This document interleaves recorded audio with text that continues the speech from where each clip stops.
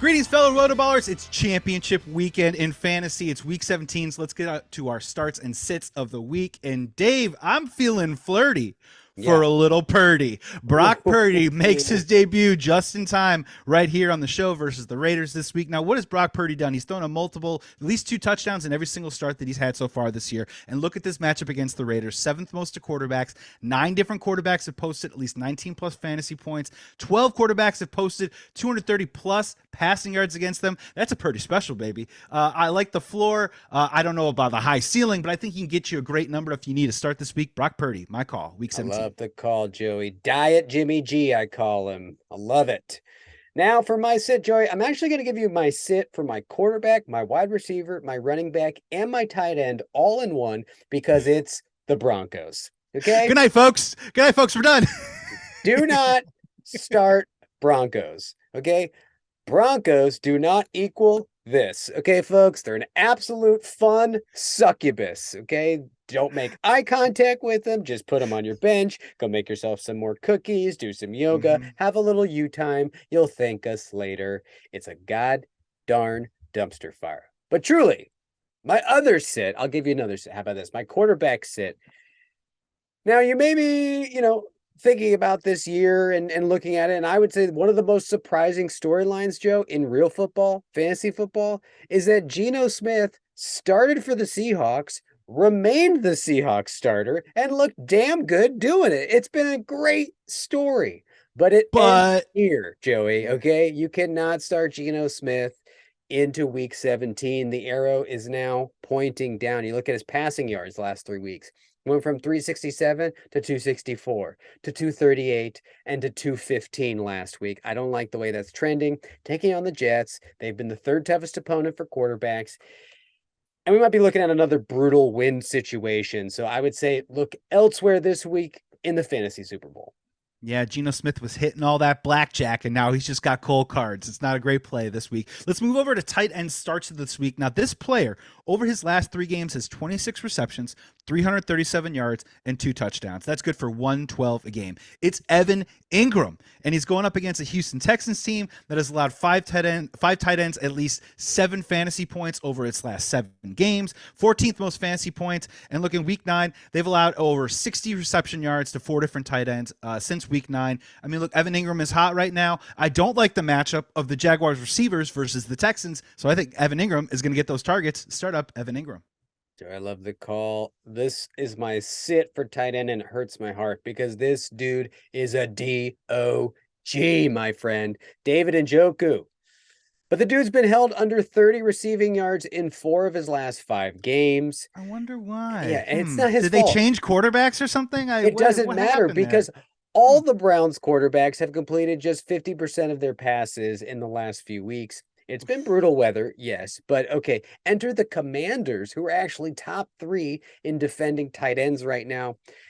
I can't wait to draft him at a discount next year, but for the finals, he's going to have to watch from my bench, and I recommend you guys do the same. Yeah, that's a great call, man. What do you got for wide receiver starts this week? Give me some good stuff. Enough of this tight end jazz. All right, Joey. I want to get people this. I want to get them the gold. So this is a dude who has scored the 6th most fantasy points over his last 6 games. And that's because he's had, gasp, 66 targets. Whoa. That's insane. And that can only be Keenan Allen. He's back, baby. He's healthy. He's balling. And he's been a huge part of their red zone package. So I love him taking on the Rams in a home game. Oh, wait, actually. Okay, sorry. They're at the Chargers. So a home game. It's the same field. Okay. Yeah. So it'll probably feel like a home game. Just no one's going to go. Keenan Allen. No one's going to go to the game. Just start Keenan Allen, folks. Okay, watch it from your home in LA. Sounds good. Okay. I want to see the 3 Chargers fans in the world in the comments right now. I want to see it. all of you right Bolt now in the up, comments. baby. Let's go to wide receiver sits of the week. And Dave, I'm going with Christian Kirk and Zay Jones against the Texans. I just mentioned I like Evan Ingram. I don't like the receivers in this game. The fourth fewest fantasy points to wide receivers. Those are the Texans this year. The Texans have only allowed 5 touchdowns to wide receivers all season, only 1 touchdown since week 10. And look, not a single wide receiver has posted more than 88 receiving yards against them in that span since week 10. And if you look at Christian Kirk right now, he's got 46 or less receiving yards in 3 of his last 5 games. Trevor Lawrence on a heater right now, but I kind of doubt these wide receivers as a plug and play option in your fantasy finals, your fantasy championship. You rode them for a little bit. They might need to ride the bench in week 17. Yeah. And just so you know, if you started Zay Jones last week, we wish you luck in your third place game because you're probably not in the finals. Let's be honest. That was brutal. Joey, let's talk about running backs. We all know and love a good post-bye rookie bump, and the Falcons decided to hand the keys over to the backfield to Tyler Algier. Since the bye week, Joey, this surprised me. Averaged 17 carries for 106 yards and 0.5 TDs. He's 6th in yards after contact per carry. He's 5th in missed tackles forced per carry. And he's played 60% of the snaps on an extremely run-heavy team. Meanwhile, our boy Cordero Patterson has watched his target share dip all the way down to 3%, a season low. So the conclusion is this is Algier's backfield now. Just in time to take on the Arizona Cardinals, Joe, who give up the 7th most points to running backs. I think you got to find a way to squeeze Algier into your lineup this week.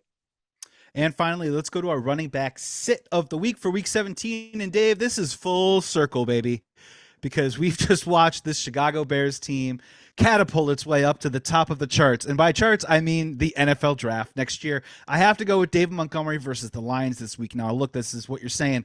The Lions just got ripped up over 280 plus yards against the Panthers last week. No one saw that one coming, right? Roll the tape. But look, here's the deal. They're still allowing only the 12th fewest fantasy points to RBs, and Montgomery only put up 37 rushing yards against them in week 10. David Montgomery, since week 2, has not put up more than 80 rushing yards against a single team.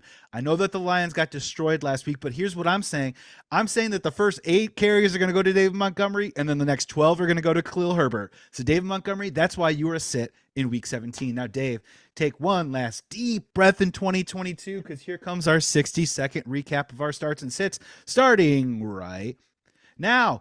Here's our week 17 starts and sits in RotoBaller. I'm going to go with my start of the week. It's Brock Purdy, baby, going against the Raiders defense that's giving up some passing yards, multiple touchdowns. That's what Brock Purdy likes. Also, I'm starting Evan Ingram. He's on a heater right now. Trevor Lawrence is hot right now. Great matchup against the Texans. Start him up. And then 3 cheers for Algier.